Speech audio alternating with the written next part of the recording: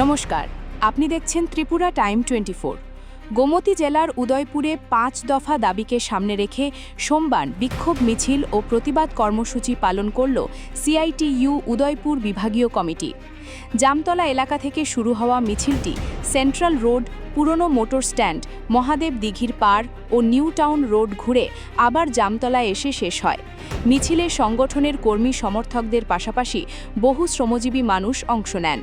মিছিল শুরুর আগে সিআইটিইউ এর ৫ সদস্যের একটি প্রতিনিধি দল গোমতী জেলা প্রশাসনের কাছে ৫ দফা দাবি সংবলিত স্মারকলিপি জমা দেয়। পরে জামতলায় অনুষ্ঠিত প্রতিবাদ সভায় বক্তব্য রাখেন সিআইটিইউ উদয়পুর বিভাগীয় সম্পাদক প্রদীপ সাহা, দিলীপ দত্ত এবং অমল চক্রবর্তী। সভায় বক্তারা শ্রমিক স্বার্থবিরোধী শ্রম কোড বাতিল, প্রাকৃতিক দুর্যোগে ক্ষতিগ্রস্ত রাবার চাষি ও শ্রমিকদের ক্ষতিপূরণ, কোড সংক্রান্ত হয়রানি বন্ধ, শ্রমিকদের দৈনিক মজুরি বৃদ্ধি, রাজারবাগ মোটর স্ট্যান্ডের নির্মাণ কাজ দ্রুত শেষ করা এবং শ্রমিকদের ওপর পুলিশি হয়রানি বন্ধের দাবি জানান। বক্তারা কেন্দ্র ও রাজ্য সরকারের শ্রমনীতি নিয়েও সমালোচনা করেন। একই সঙ্গে দাবি পূরণ না হওয়া পর্যন্ত আন্দোলন চালিয়ে যাওয়ার ঘোষণা দেন সিআইটিইউ নেতৃত্ব। এই ছিল উদয়পুর থেকে সর্বশেষ খবর। আরও আপডেট পেতে ত্রিপুরা টাইম 24-এর সঙ্গে থাকুন। ধন্যবাদ। জেলা শাসকের কাছে আমাদের ৫ প্রতিনিধি দল ডেপুটেশনে মিলিত হবেন। এই ৫ প্রতিনিধি দলের জেলা শাসকের নিকট ডেপুটেশন দেওয়ার পর এসে আপনাদের সামনে আলোচনা রাখবেন। আমাদের আজকের অনুষ্ঠানের মূল বক্তা কমরেড অমলদা আপনাদের সামনে বলবেন। আমি সংক্ষিপ্তভাবে আমাদের যে আজকের দাবি সনদ এটা আপনাদের কাছে আমরা তুলে ধরছি। আমাদের ১ নম্বর দাবি, সমকোড বাতিল করতে হবে এবং ত্রিপুরা রাজ্যে লাগু করা চলবে না। আপনারা সকলেই জানেন এই দেশের সরকার সমকোড লাগু করে দিয়েছে। আমরা লক্ষ্য করছি আমাদের শ্রমজীবী অংশের মানুষকে দাসত্বে পরিণত করার জন্য আজকে শ্রম আইন কার্যকারী করে তার চেষ্টা করছেন।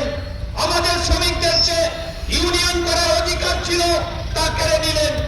আমরা লক্ষ্য করছি আমাদের যে ৮ ঘন্টা কাজ, ৮ ঘন্টা বিনোদন, ৮ ঘন্টা সেখানে বিশ্রামের কথা ছিল।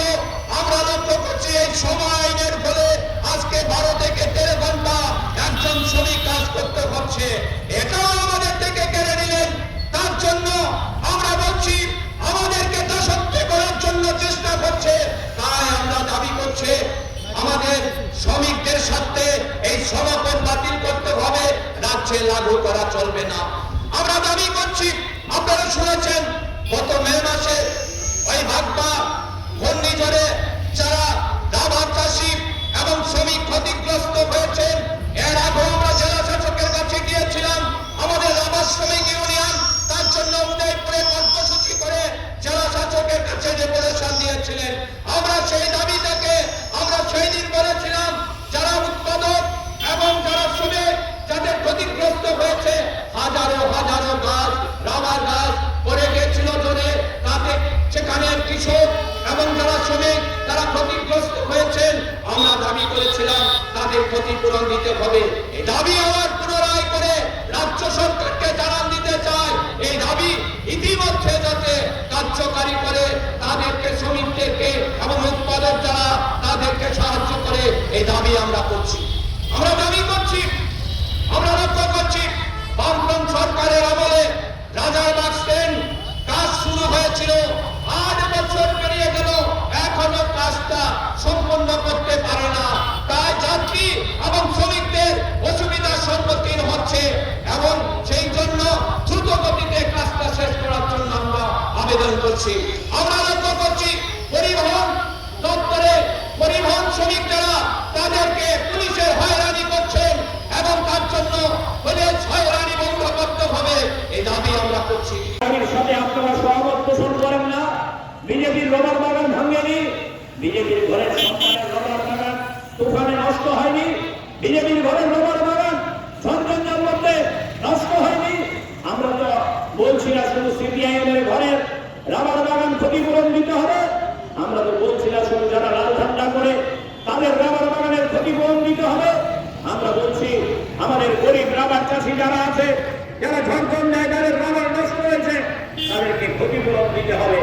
আমরা দাবি করছি আমাদের ওই যে সিআইটিও, আমরা শুধু সিআইটির কথা বলছি না, আমরা ওই দেখবেন মনোস্ট্যান্ডে মিছিল করে যখন যাচ্ছিলাম, দেখছিলাম মনোস্ট্যান্ডের বাঁদিকে ওই আইএনটিইউসি অফিস আছে। আইএনটিইউসি, এই আইএনটিইউসি কিন্তু লাল ঝান্ডা না, একসময় কংগ্রেস দলকে সমর্থন করতেন, আজকে বিএমএসের অফিসের উপরে আছে, তারা ইউনিয়ন করেন। আমরা সিআইটির নেতৃত্বে ইউনিয়ন করি। আমরা আজকে সিআইটির তরফ থেকে দাবি করছি আমাদেরকে ইউনিয়ন করার অধিকার দিতে হবে। শ্রম কোড লাগু করা চলবে না, বাতিল করতে হবে।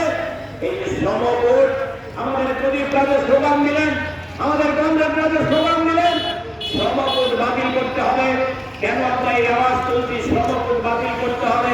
বিজেপির মধ্যে যারা ভালো মানুষ আছেন, আপনাদেরকে বিনয় করে বলবো, যদি সময় শুরু হয়, একটা ইন্টারনেট খুলে গুগল খুলে এই শ্রম কোডের মধ্যে যে কথাগুলো আছে একবার করে নেবার চেষ্টা করবেন। আমরা বিজেপিকে বিরোধিতা করি বলে শ্রম কোডের বিরোধিতা করছি না, আমরা বিজেপির সরকারের বিরোধিতা করি বলে শ্রম কোডের বিরোধিতা করছি না। শ্রম কোডের বিরোধিতা আমরা করছি এই কারণে, শ্রম কোড যদি ভারতবর্ষে লাগু হয়ে যায়, অলরেডি লাগু হয়েছে, এই শ্রম কোডের মধ্য দিয়ে বলার চেষ্টা হচ্ছে আপনি ইউনিয়ন করতে পারবেন না, আপনি কারখানার গেটে মিছিল করতে পারবেন না। ওই আপনারা লক্ষ্য করেছেন পশ্চিমবাংলার মধ্যে নতুন করে বিজেপি সরকার প্রতিষ্ঠিত হয়েছে। বিজেপি সরকারের মুখ্যমন্ত্রী শুভেন্দু অধিকারী, আমি দেখছিলাম আজকের থেকে 3-4 দিন আগে বাঁকুড়ার একটা জায়গায়, ওই সেখানে ওই যে আপনারা যে রড দিয়ে বিল্ডিং তৈরি করেন, স্টিল কোম্পানি, নাম বলতে আমার আপত্তি নেই, স্টিল কোম্পানির একটা রোডের কোম্পানির উদ্বোধন করছেন। ওই উদ্বোধন করতে গিয়ে বলছেন যদি কারখানার গেইটে আন্দোলন হয়, কারখানার গেইটে যদি লড়াই হয়, কারখানার গেইটে যদি কেউ তাড়া দেয়, তাদেরকে পুলিশের লকআপে পুরে দেব, 1 বছর পরে থানা থেকে ছাড়া হবে না, জেল থেকে ছাড়া হবে না, বলছে শুভেন্দু অধিকারী। এটা কেন বলছে? শ্রম কোডের সাহসে। শ্রম কোডের মধ্যে বলছে আপনি শ্রমিক, আপনি লড়াই করতে পারবেন না, আপনি ইউনিয়ন করতে পারবেন না, আপনি আন্দোলন করতে পারবেন না। বলছিল ওই আমাদের দিলীপ দত্ত, এটা ব্রিটিশ আমল নাকি? এটা তো ব্রিটিশ আমল না। বিনয় বাদল দীনেশ ক্ষুদিরাম সাতঙ্গিনী হামলার বহু শহীদের রক্তের বিনিময়ে আমরা এই ভারতবর্ষ স্বাধীন হয়েছে। ভারতের মানুষের কথা বলার অধিকার হয়েছে, লড়াই করার অধিকার আমরা লড়াই করে ছিনিয়েছি।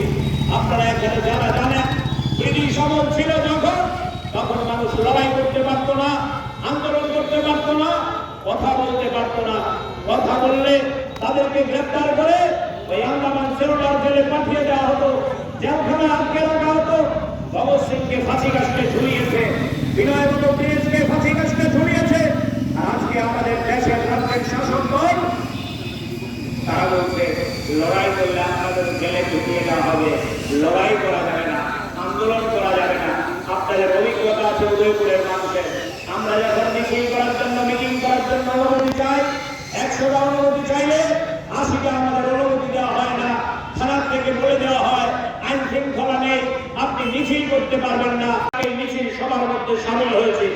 কেন আমরা এখানে সামিল হয়েছি? প্রদীপ বলছিল আপনাদের কাছে দাবি সমাজের কথা না বললো, আমাদের এই লাল ঝান্ডার জামতলার যে অফিসটা দেখছেন, লাল ঝান্ডার অফিস, এই অফিসটাকে আরো বড় করার জন্য আমাদের দাবি না, এই অফিসটার মধ্যে আরেকটা সুন্দর রুম তৈরি করার জন্য আমাদের দাবি না, আমাদের দিলীপ দত্তর বাড়িতে পঞ্চায়েত থেকে একটা পুকুর কেটে দেওয়ার দাবিতে আমরা এখানে সামিল হইনি। নিতাই বিশ্বাসের বাড়িতে একটা রাবার বাগান করে দেওয়ার জন্য আমরা এখানে সামিল হইনি। আমরা এখানে সামিল হয়েছি গরিব মানুষের, পিছিয়ে পড়া মানুষের দাবি নিয়ে। শুনছিলেন আপনারা আমাদের প্রদীপ যখন বলছিল ভাই আমরা এখানে দাবি করেছি আমাদের অঙ্গনওয়াড়ি ওয়ার্কার, আমাদের আশা ওয়ার্কার, আমাদের মিড ডে মিলের হেল্পার, আমাদের যারা স্কুলে চুক্তিবদ্ধ কর্মচারীরা আছে তাদেরকে রেগুলার করো না। আমরা সিপিআইএম এর দাবি করে অন্যায় করছি, আপনাদেরকে জিজ্ঞেস করছি আমরা অন্যায় করছি। এই দাবি, এই আওয়াজ তো তুলেছিল প্রথম বিজেপি দলের বন্ধুরা। আমি জানি না, আমার ধারণা আমার কথা বিজেপির অনেক ভালো মানুষ শুনতে পাচ্ছেন। বিজেপির মধ্যে সব মানুষ খারাপ দাবি আমি করবো না।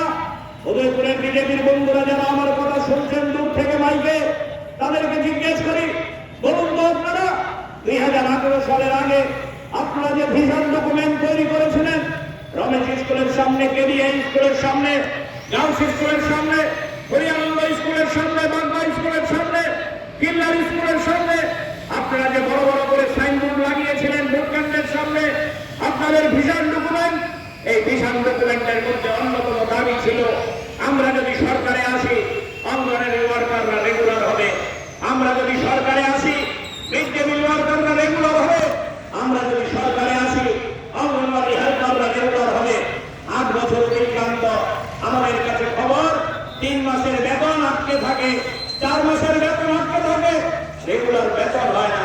বামফ্রন্ট সরকারের সময় 1 তারিখে বেতন হতো, মাসে বছর বছর বেতন মাত্র। এই 8 বছরের আওয়ামী লীগের সরকারে রেগুলার দূরের কথা, তাদের চাকরি চলে যাওয়ার উপক্রম হয়েছে।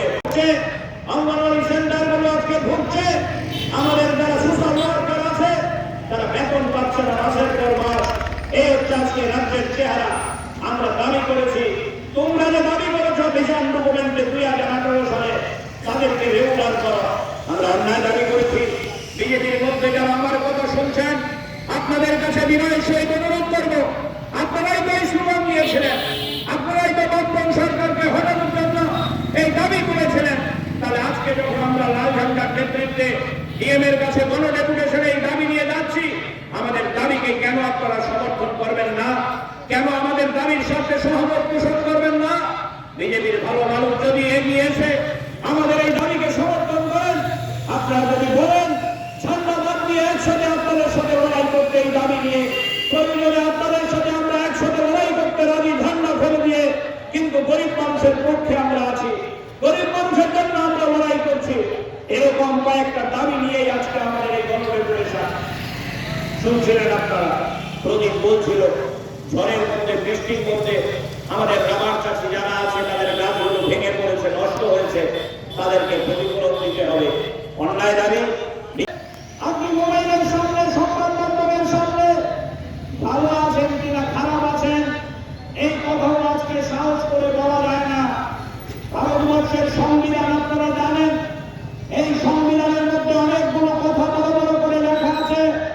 তার মধ্যে অন্যতম একটা গুরুত্বপূর্ণ কথা আছে, আমরা ছোটবেলায় মজা করে বলতাম, এখানে যারা আছেন অভিভাবকরা তারা জানেন যে আমাদের দেশে একটা জায়গায় পয়সা দিতে হয় না, এটা হচ্ছে কথা বলার ট্যাক্স। কথা বলতে ট্যাক্স দিতে হয় না। আমি আপনাদের জানার জন্য বলছি, আপনাদের জীবন অভিজ্ঞতা আছে। আজকে ভারতবর্ষে এক সময় যেটা গল্প ছিল কথা বললে ট্যাক্স দিতে হয় না, আজকে ভারতবর্ষে সবচেয়ে বেশি ট্যাক্স দিতে হয় মানুষকে। কথা বললে, প্রতিবাদ করলে সবচেয়ে বেশি তার উপর আক্রমণ, সবচেয়ে বেশি তার উপর হামলা, সবচেয়ে বেশি তার মুখবন্ধ করার চেষ্টা। এই অভিজ্ঞতা আপনাদের উপরের মানুষ